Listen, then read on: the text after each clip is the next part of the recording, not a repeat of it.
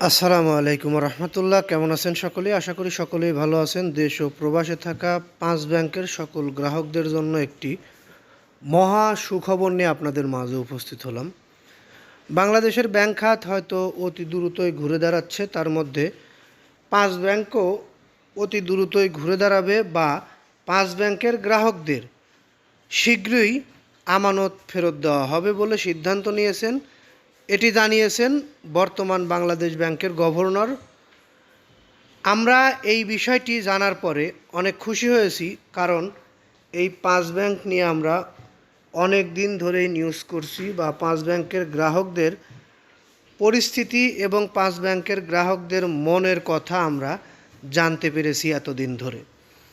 5 ব্যাংকের গ্রাহকরা অনেক দুঃখ জড়িতভাবে অনেক সময় অনেক কিছু জানিয়েছে আমাদের, আমরা সেটি শুনেছি, কিছু করতে পারিনি।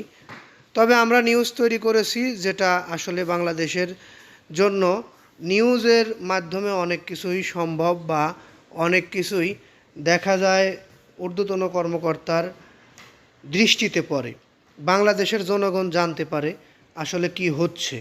সেই বিষয়গুলো আমরা তুলে ধরেছি 5 ব্যাংক নিয়ে। 5 ব্যাংক নিয়ে গভর্নরের বক্তব্যে আমরা অনেক খুশি হয়েছি। সম্মিলিত 5 ব্যাংকের আমানতকারীদের আমানত ফেরত দেওয়ার বিষয়ে আগামী 1 থেকে 2 সপ্তাহের মধ্যে উদ্যোগ নেওয়া হবে বলে জানিয়েছেন বাংলাদেশ ব্যাংকের গভর্নর মুস্তাকুর রহমান। আসলে এই বিষয়টি আমরা যখন জেনেছি আমরা নিজেরাও খুশি হয়েছি। এই বিষয়টি সবার জন্য অনেক গুরুত্বপূর্ণ। দেখুন, এখানে বলা হয়েছে 5 ব্যাংকের আমানতকারীদের আমানত ফেরত বিষয় নিয়ে আগামী 2-1 সপ্তাহের মধ্যে উদ্যোগ নেওয়া হবে। এ বিষয়টি জানার পরে আর কোনো ধৈর্য বা কোনো কিছু নিয়ে কোনো সমস্যা থাকে না, কারণ 5 ব্যাংকের গ্রাহকরা অলরেডি 2 থেকে 3 বছর ধৈর্য ধরে ফেলেছে। আমরা অন্তর্বর্তীকালীন সরকারের আমল থেকেই দেখছি 5 ব্যাংকের গ্রাহকদের আমানতের টাকা আটকে আছে।